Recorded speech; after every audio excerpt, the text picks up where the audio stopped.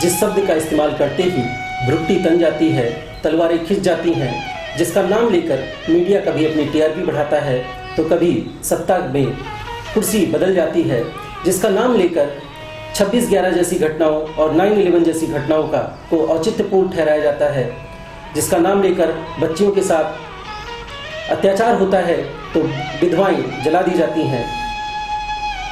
जी हाँ दोस्तों, आप सही समझे, आज हमारा विषय है धर्म। और इस धर्म की चर्चा के साथ इसमें संप्रदाय से धर्म कैसे अलग है, धार्मिकता का अर्थ क्या है और नैतिकता विहीन धार्मिकता या धर्म विहीन नैतिकता विहीन धर्म इत्यादि मुद्दों पर चर्चा की गई है और प्रयास किया गया है एक निर्णय तक पहुंचने के लिए।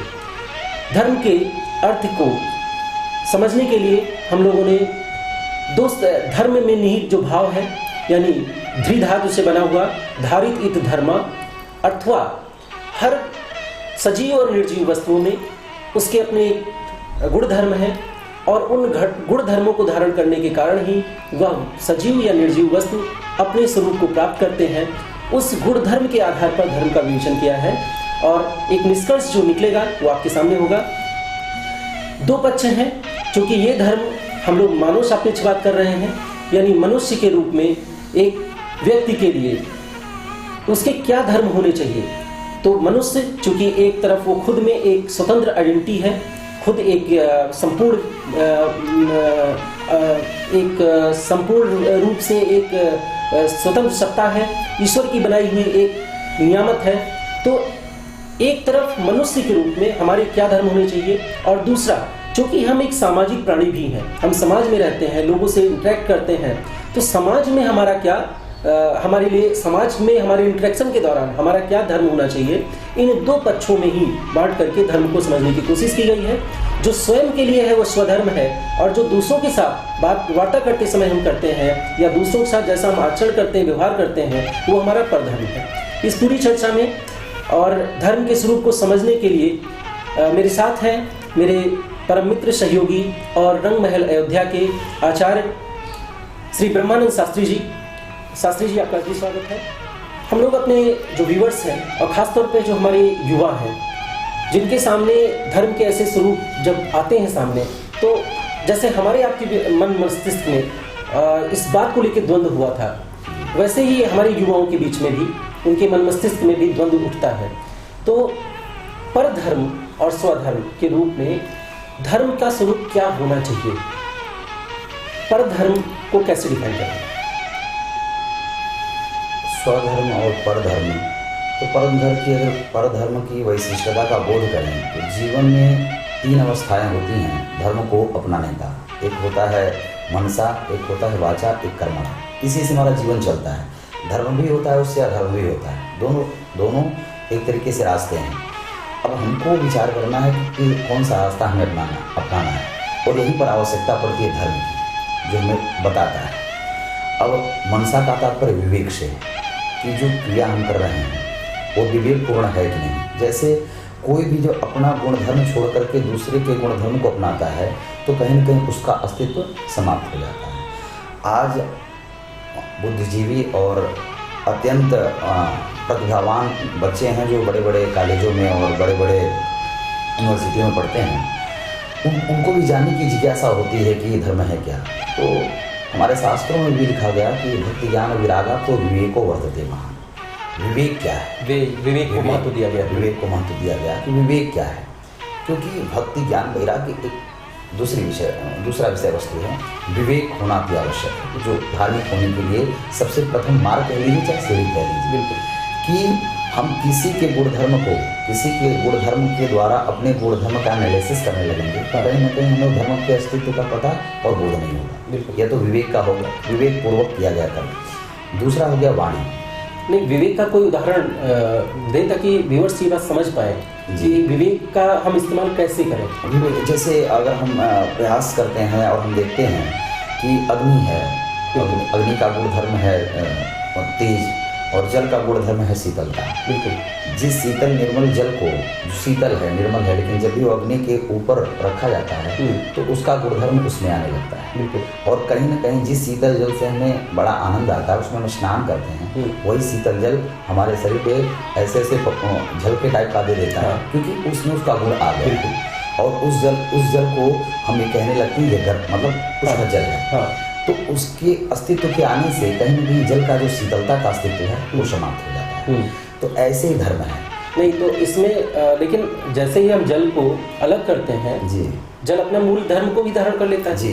तो मतलब जल ने तो अपना धर्म नहीं छोड़ा। हाँ, संगत का असर उस पर जरूर पड़ा। हाँ। जिसके कारण वो अपने स्वरूप को से विरूपित हो गया। जी, एक कहावत है, सत्संगत गुण होता है, सत्संगत गुण जाए, एक भाव आता है। आज के परिप्रेक्ष्य में दोस्तों, इस उदाहरण का हम अपने दैनिक जीवन में देखें तो आज मनुष्य के रूप में, मानव के रूप में हमारा सबसे बड़ा धर्म मानवता हम कहते हैं।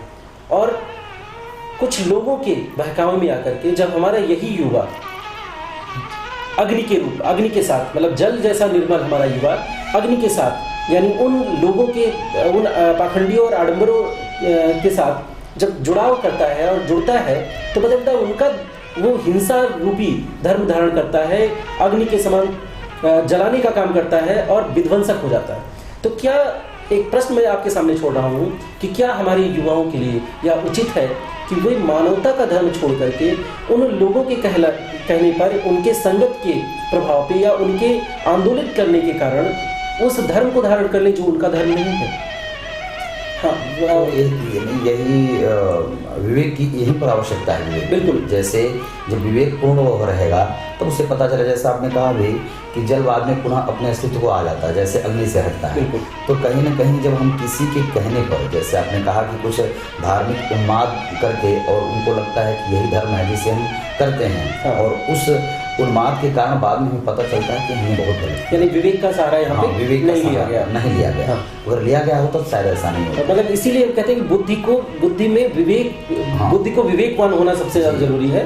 मतलब ज्ञान तो IIT और IIM के जो हमारे युवा हैं वो डेफिनेटली बहुत बुद्धिमान है, बहुत ज्ञानवान है, लेकिन विवेक का प्रयोग इस जगह ना किए जाने के कारण जो हिंसा हुई, जो विध्वंस हुआ, जो जिस पर बाद में खुद उनको पश्चाताप होता है। और आप कोई भी उदाहरण उठा के देखिए, कोई भी जिहादी, कोई भी आतंकवादी, कोई भी हिंसा का सहारा लेने वाला, मतलब जरूरी नहीं किसी खास परिप्रेक्ष्य में बात की जा रही है, जहाँ भी जिसने भी हिंसा का सहारा लिया और हिंसा को अपना माध्यम बनाया, चाहे वो पौराणिक कथाओं में हम दुर्योधन की बात करें, चाहे वो रावण की बात करें, चाहे मेघनाथ की बात करें, सब ने अंत में ये बात स्वीकार की कि नहीं, मैंने गलत किया जो हिंसा का सहारा लिया। दूसरा जो एक मनसावाचक कर्मणा में एक जो वाणी की बात करते हैं, तो वाणी का क्या गुणधर्म होना चाहिए? तीनों एक दूसरे के पूरक हैं। अगर आप विवेकवान नहीं होंगे तो सीधा सा प्रभाव आपके वाणी पे पड़ेगा। जैसे वाणी का गुण धर्म दो है, एक तो सत्य है, दूसरा प्रिय है। कोयल और कागा में कोई विशेष अंतर नहीं है, लेकिन वाणी का ही देना है कि कोयल के लोग वाणी को सुनना पसंद करते हैं और कौवा बोल देते लोग कहते हैं कि इसको दूर भगा। मतलब कोई उन्हें कुछ लेता है न देता है, एक वाणी का प्रभाव। तो वाणी में मधुरता होनी चाहिए और वाणी में सत्य होना चाहिए, क्योंकि वाणी अगर सत्य होगा तब आपके वाणी का प्रभाव भी पड़ेगा। सत्य ऐसा शब्द है शास्त्री जी जो बहुत प्रचलित है। सब लोग कहते हैं सत्य बोलिए, सत्य बोलिए, लेकिन अपनी दैनिक चर्या में, दैनिक जीवन में सत्य का स्वरूप, सत्य को कैसे समझा जाए, सत्य का मतलब स्वरूप क्या हो, इसको कैसे हम लोग समझें? नहीं, अगर सत्य के स्वरूप को समझना है तो सबसे सरल अगर भाव हम देखें तो सत्यम परम धीमहि कहा गया है। कि धी माने होता है बुद्धि से रिलेटेड है, और सत्य का होता है सब धन। अक्सर हम आज के परिवेश में क्या है कि हम अपनी ही बात मनवाने के चक्कर में रहते हैं। मैं जो कह रहा हूँ वही सत्य है, वही आप मानिए, जबकि हम भूल जाते हैं कि जो कह रहा है वो भी सत्य हो सकता है, जो आप कह रहे हैं वो भी सत्य हो सकता है। हाँ, अगर हम ये करने लगे कि जो मैं कह रहा हूँ वही सत्य है तो डेफिनेटली हम उस पर रिजिड हो जाएंगे, कट्टरता आएगी, और कट्टरता आएगी तो हम दूसरे को स्वीकार्य भाव हमारे यहाँ से खत्म हो जाएगा, और स्वीकार्य भाव नहीं होगा तो नया ज्ञान भी नहीं आ सकता। जैसे मतलब एक बढ़िया उदाहरण था कि शुरू में आना जाता था कि सूर्य पृथ्वी का चक्कर लगाता है, और आज की डेट पे जब हमारे साइंटिफिक इंस्ट्रूमेंट बने तब पता चला कि नहीं, ये सूर्य का चक्कर लगाती है। जी। तो और बड़ी मजेदार बात है कि जो कट्टर लोग थे उस समय भी, उन्होंने उस समय भी कुछ लोगों ने कहा कि नहीं, सूर्य का चक्कर पृथ्वी लगाती है, जी। तो उन्होंने कहा कि नहीं, तुमको मार डालेंगे। तो मतलब वो कट्टरता ही थी जी। जो सत्य के स्वरूप को नहीं समझ पाई। नहीं समझ पाई। तो सत्य इसका मतलब है कि दोनों पक्षों को जी। सुनते हुए, सुनने का भाव रखते हुए, और जो दोनों पक्षों से निकला हुआ निष्कर्ष हो। हाँ। यह नहीं हो सकता है कि मैं जिस सत्य का निवेदन करना चाहता हूँ और आप जिस सत्य को बताना चाहते हैं, दोनों लोग हैं, लेकिन दोनों के जो बताने की निवेदन से निष्कर्ष निकलता है, हाँ। ये सत्य हो सकता है। विवेक के आधार पे। हाँ, और कहीं ना कहीं दोनों उसको मानते हो, स्वीकार करते हो, नहीं ये सत्य हो सकता है मेरे दृष्टि से भी और आपके दृष्टि से भी। तो यह हो गया वाणी का स्वरूप। और मनसा वाचा कर्मणा आता है। कर्म को हम सबसे उत्कृष्ट इसलिए कहते हैं क्योंकि मानव जीवन में कर्म के अलावा और किसी पर हमारा अधिकार नहीं है। देखा जाए तो शारीरिक क्रिया भी अगर हम केवल कर्म को ही विशेष मानते हैं हर क्रिया में, तो लेकिन उस कर्म को करने के बाद कर्म का बोध होना कि मैंने किया, इस अहम जिसको कह सकते हैं। तो अगर वो अहम का बोध है और अपने को मान कर के कर्म कर रहे हैं कि मैं यह कर्म कर रहा हूँ, जब तक वह बोध है तब तक आप पूर्ण रूप से कर्म के उस अस्तित्व को समझ ही नहीं पाए। जिस कर्म को जैसे आज के परिप्रेक्ष्य में ले लिया या दान करते हैं, परोपकार करते हैं, बहुत ऐसे ऐसे क्रियाएं हो रही हैं जो एक तरीके से कर्म में ही हैं, लेकिन उसके करने के बाद फिर उससे कुछ अपेक्षा न हो।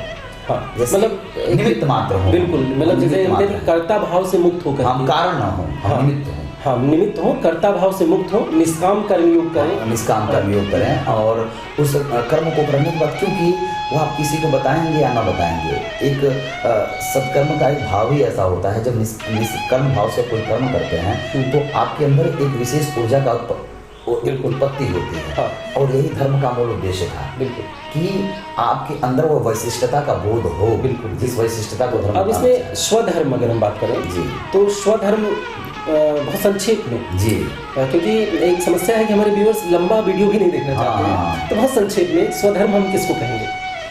देखिए, स्वधर्म एक निजी विषय हो गया। अगर वो पर्सनल हो गया एक तरीके से, कहीं ना कहीं हमारी मन, बुद्धि और चित्त अहंकार, यहाँ से लेकर के इंडिया में ऑल ओवर वर्ल्ड में बात करता हूँ, कहीं ना कहीं अपने मन को एक जगह लोगों ने लगाया है। वो चाहे अल्लाह में लगाया हो, चाहे ईश्वर में लगाया हो, चाहे ईसा मसीह में लगाया है, कहीं ना कहीं एक अपने मन को लगाया है। अब स्वधर्म की बात आ जाती है कि अब स्वधर्म की बात आएगी कि उस स्वधर्म को एक निवेदन करना हम चाहें तो अपने एक उन्मुक्त जीवन के शैली को निवेदन करना हो गया कि हमारा जीवन उन्मुक्त आत्मिक उत्सर्ग के लिए, उन्नति कह सकते हैं, चाहे उसको अगर हम अपने भाषा में कहें तो उसको एक तरीके से आत्मा के सन्निकटता के भाव को भी कर सकते हैं, मतलब आध्यात्मिक उन्नति जिसको कहा जाता है। उसी को करने की कई विधाएं हैं। तो इसमें इस जो स्वधर्म का मूल उद्देश्य निकल के आ रहा है, वो निकल के आ रहा है कि हम अपनी आत्मिक उन्नति के लिए, आत्मिक उन्नति को हमेशा कई बार मिसगाइड किया जाता है कि नहीं ये धार्मिक उन्नति है, मतलब कुछ ऐसा कि जिससे परलोक में हमें जगह मिल जाएगी, हमारी जगह फिक्स हो जाएगी, ऐसा कुछ नहीं। यहाँ स्वधर्म का जो मतलब है, जो हम लोग की चर्चा में निकल के आ रहा है और पूर्व में जो हम लोग की चर्चाओं में निकल के आया, दोस्तों स्वधर्म का मतलब है अपने लिए आपका क्या धर्म है। और आप सबसे पहले खुद के लिए जीना अगर नहीं सीखते हैं, खुद को नहीं समझते हैं, तो आप दूसरों के लिए कभी कुछ नहीं कर सकते हैं। और आप क्या हैं? आप शरीर के रूप में हैं, आपका शरीर, मस्तिष्क और मन, वाणी, यही सब आपकी है। तो अपने लिए शरीर को स्वस्थ रखना सबसे महत्वपूर्ण स्वधर्म हुआ। और स्वस्थ रखने के लिए स्वस्थ होना, दूसरा मस्तिष्क और शरीर के बीच में द्वैत का अभाव होना, जो दूसरा, मैं उदाहरण दे रहा हूँ ताकि आप समझ पाएँ कि स्वधर्म में हम लोगों ने इसको क्यों शामिल किया। कि कई बार कोई चीज़ आप करना चाहते हैं, आपका शरीर आपको अलाउ नहीं करता, आप बहुत अच्छा बोलना चाहते हैं बट आपका पैर काँप रहा है, आप बहुत अच्छे सिंगर हैं, आप स्टेज पर जाते हैं, आपका पैर काँपने लगता है, क्योंकि मस्तिष्क और शरीर के बीच में जो एकात्मकता की ज़रूरत है वो नहीं हो पाई। तो ऐसे इस रूप में अपने आप को या अपनी आत्मिक उन्नति के लिए, अपने लक्ष्यों को प्राप्त करने के लिए दैनिक जीवन में भी हमें ज़रूरत पड़ती है कि हम स्वस्थ हों, हम अपने मन और मस्तिष्क और अपने शरीर में एकात्मकता हो। और इसके लिए जो हमारे जो गुणधर्म निकल के आते हैं कि पहला आसन, जैसे व्यायाम भी आप समझते हैं, आसन है, ध्यान करने की एक प्रक्रिया है जिसमें आप मन मस्तिष्क और शरीर के बीच में एक यूनिटी तैयार करते हैं। धरण है, समाधि है, लगातार ये आगे बढ़ने वाले कदम हैं। जरूरी नहीं कि सब कुछ एक साथ प्राप्त किया जा सके, लेकिन ये प्रोसेस है जिसमें आप अपने स्वधर्म को और बेहतर तरीके से प्राप्त कर सकते हैं और अपने लक्ष्य को अचीव कर सकते हैं। तो शास्त्री जी, इसका मतलब अगर हम लोग संक्षेप में अभी तक धर्म का जो एनालिसिस हुआ कि धर्म में क्या क्या गुण होने चाहिए, तो निकल के आया, अच्छा एक चीज, एक महत्वपूर्ण गुण जो कर्म के साथ था, अहिंसा था। अहिंसा पर हम लोग की चूंकि चर्चा नहीं हुई मुझे लगता है, अहिंसा किसे कहेंगे? देखिए, अहिंसा तीनों गुण धर्मों में सम्मिलित है। हाँ। मानसिक अहिंसा, वाणी से अहिंसा और कर्म से अहिंसा। अहिंसा केवल एक हम किसी को मार देना ही अहिंसा नहीं होता है, क्योंकि जब तक उस अहिंसा का भाव आपके विवेक में नहीं आएगा, जब विवेक में वो अहिंसा का भाव होगा तो वाणी से लोगों को आप उस भाव को बताएंगे, और जब वाणी से बताएंगे तो आप लोगों, जैसे आपने जो कहा था कि कुछ लोग जो हैं उन लोगों को बहका करके नहीं यही धर्म है तुम इसे मानो, यही बात वहाँ पर आ गई अहिंसा की। जब हिंसा का भाव विवेक में रहेगा तो विवेक से वो वाणी में आएगा, और जब वाणी में आएगा तो सीधे सीधे वो कर्म में आएगा, और जब कर्म में आएगा तो तीनों जगह अहिंसा का होना अति आवश्यक है। नहीं, एक्चुअली बड़ा प्रश्न ये रहता है अक्सर कि जब अहिंसा की बात करते हैं तो हमारे युवाओं के मन में एक भाव होता है कि क्या हिंसा मतलब हिंसा का अभाव है क्या? नहीं, हिंसा का मतलब देखिए, हिंसा का अभाव नहीं है। एक होता है कि जैसे अध्यापक अपने छात्र को अगर डांट रहा है और कोई अधिकारी अपने छोटे लोग जो उनके कर्मचारी हैं किसी बात को उनको बोल रहा है, तो कहीं ना कहीं यहाँ कर्तव्य परायणता है, और कर्तव्य परायणता के बाद जैसे सैनिक हमारे यहाँ देश की सेवा कर रहे हैं तो कर्तव्य परायण होकर कर रहे हैं कि हमारे देश की गौरव की बात है, और कहीं ना कहीं देश की संस्कृति का, देश सबसे बड़ा धर्म होता है, तो अब उस कर्तव्य परायणता को आप धर्म नहीं जोड़ सकते हैं, वो कर्तव्य परायणता है, उसके बाद भी एक उनका जीवन है। हाँ, तो मतलब इसमें कर्म को कर्म एक समय हिंसात्मक होकर के भी अहिंसा मतलब अहिंसा ही माना जाएगा। तो एक तरीके से हम लोग निष्कर्ष पे जाएगा तो ये कह सकते हैं कि ऐसा कर्म जो हम अपने प्रभुत्व को स्थापित करने के लिए, अपनी बात मनवाने के लिए, अपनी को श्रेष्ठ सिद्ध करने के लिए अगर हम अहिंसा का सहारा लेते हैं तो वो वास्तव में त्याज्य है। और हिंसा एक ऐसे रूप में जो धर्म के अन्य गुणों को स्थापित करने के लिए अगर वो की जा रही है तो उस तरह की हिंसा को हम हिंसा नहीं मानते, मतलब वो भी अहिंसा की श्रेणी में होगा। और जो यहाँ हिंसा है उसका मतलब मनसा वाचा कर्मणा, हम अपने कर्मों के माध्यम से दूसरे को पीड़ा न पहुंचाएं, दूसरे को कष्ट न दें, तो ये भाव होना चाहिए। और किसी के द्वारा किसी को कष्ट देने के भाव जो मन और वाणी और कर्म से होते हैं उसको हिंसा कहते हैं। कि नहीं तुम ऐसा करो, बहुत ऐसे हिंदू मुस्लिम सारे धर्मों में देख लीजिए, नहीं तुम्हें करना चाहिए, तुम पीछे क्यों हो, ये जो भाव वाणी से दे रहे हैं आपको और उनके द्वारा आप कर रहे हैं, हिंसा कर रहे हैं, वह हिंसा में आता है। कर्तव्य परायणता का हिंसा अलग है, और किसी एक व्यक्ति विशेष के द्वारा, जैसा उसने कहा गया कि अपने विचारों को, अपनी प्रभुता को स्थापित करना, अपनी विचारधारा को स्थापित करना। बिल्कुल। तो धर्म के अगर हम गुणों पर आए तो विवेकवान होना, सत्य और मधुर वचनों का प्रयोग करना, अहिंसात्मक होना, और अहिंसात्मक होने के साथ साथ ही आपको बिना दया भाव, बिना करुणा भाव, बिना परोपकार के भाव से आप संलिप्त हुए आप अहिंसात्मक नहीं हो सकते।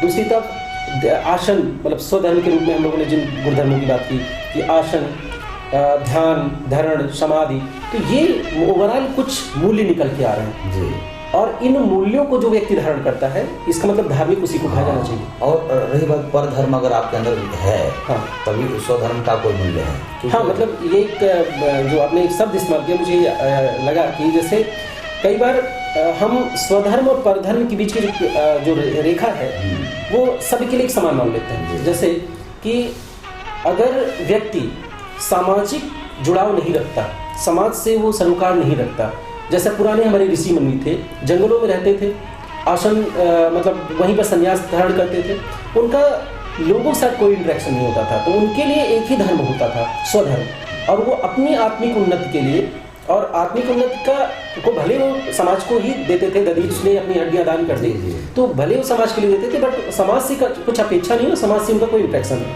तो ऐसे जो सन्यासी थे वो केवल स्वधर्म का पालन करके भी आत्मिक उन्नति कर सकते थे। लेकिन आज की डेट पे बहुत सारे जो सभी धर्मों में जो हमारे धर्म के पैरोकार हैं या धर्म के जो प्रतीक हैं और धर्म के जो मार्गदर्शक हैं, वो चूँकि सामाजिक जीवन में भी उनका दखल है, उसमें जी रहे हैं, तो इसका मतलब परधर्म के साथ ही स्वधर्म दोनों को जब तक लेके नहीं चला जाएगा तब तक ये धर्म का स्वरूप स्थापित नहीं हो सकता, और मुझे लगता है कर्मों को भी औचित्यपूर्ण नहीं कहा जा सकता। तो अब इसमें शास्त्री जी दूसरा बचता है संप्रदाय किसे कहा जाए। संप्रदाय अगर हम बहुत संक्षेप में कहें तो एक विशेष पद्धति के द्वारा उस तत्व तात्पर्य हो गया अल्लाह ईश्वर, जो जिसको मानते हैं उनको उस पद्धति के द्वारा आचरण में और उनके आचरण में है, विश्वास में है और उनके क्रियाओं में भी है। उस पद्धति को क्रिया करते हैं और उसका वो प्रचार करते हैं कि इस पद्धति यह पद्धति अच्छी है। और जो रिलीजन में रिलीजियस शब्द है उसी से उसी का तात्पर्य संप्रदाय है, और वो एक बहुत विशेष है जो जिससे अधिक प्रभावित है। ये तो ठीक है, ये तो मतलब एक बाह्य वो हो गया कि हम ऐसे ईश्वर को मानते हैं, पारलौकिक सत्ता, वो ब्रह्म हो सकता है, यीशु हो सकते हैं, वो अल्लाह हो सकते हैं, हम उनको मानते हैं और उसके लिए ये हमारे व्यवधान है कि हम विधान है कि हम पूजा करेंगे, हम फूल चढ़ाएंगे या कोई अजान करेगा, कोई प्रे करेगा, वो है। लेकिन इनके बावजूद ये तो बाह्य चीजें हो गई जो हम कर रहे हैं ईश्वर के, क्या धर्म से विमुक्त होकर के धर्म के जो गुण हमने गिनाए वो गुण नहीं है और हम ये सब कर रहे हैं, तो क्या संप्रदाय का को उचित माना जा सकता है? आप धर्म विहीन हैं, जैसा कि आपने भी कहा, मुनियों की बात करी तो मुनि एकांत जीवनम, उनका जीवन ही एकांतमय था। बिल्कुल, उनका निवेदन हमने कहा कि एकांतमय जीवन था और वो उन्मुक्त थे और कहीं ना कहीं उनके संपूर्ण इंद्रियों से समाज के कल्याण का वो होता था। लेकिन आज हम देखें तो अगर संप्रदाय मतलब किसी विशेष पद्धति से आप पूजन कर रहे हैं, लेकिन समाज में आपका जीवन भी है, सामाजिक जीवन भी जी रहे हैं विशेष पद्धति से, लेकिन सामाजिक जीवन में अगर आपने धर्मों का पालन नहीं किया है, जैसा मनसा वाचा कर्मणा में, तो आप सांप्रदायिकता की ओर चले जाएंगे, कट्टरता पैदा हो जाएगी, आपको लगेगा कि यही मात्र मतलब संप्रदाय धर्म विहीन नहीं हो सकता जी। हम संप्रदाय भले पालन करें लेकिन धर्म के गुणों को, जो मानव धर्म है, हम तो मानव धर्म ही कहेंगे इसको, मानव धर्म के जो गुण है वो संप्रदाय में भी होने चाहिए, अन्यथा संप्रदाय फिर डिटरमेंटल होगा, खतरनाक होगा। अच्छा, धार्मिकता को डिफाइन करें अगर तो हमें लगता है कि धर्म के इन गुणों को जो धारण कर रहा है धार्मिक है, तो यहाँ पे बहुत सारे ऐसे लोग भी है हमारे समाज में है जो किसी ईश्वर को नहीं मानते, कोई पूजा नहीं करते, तो उनको तो मुझे लगता है कि धर्म को धारण करते हैं तो बहुत बड़े धार्मिक है। जैसे गांधी जी का उदाहरण हम लोग लें तो गांधी जी पूजा नहीं करते थे, किसी ईश्वर को नहीं मानते थे, लेकिन उनका ईश्वर जो है वो सत्य और अहिंसा और उनके परोपकार में ही नहीं था। और मुझे लगता है उस दृष्टिकोण से देखा जाए तो गांधी जी को धार्मिक कहना पड़ेगा जी। तो भगवान स्वयं कहे हैं कि अगर आप आचरण युक्त हैं, धर्म को अपने आचरण में आपने अनुपालन किया है उसका, तो आप सबसे बड़े धार्मिक।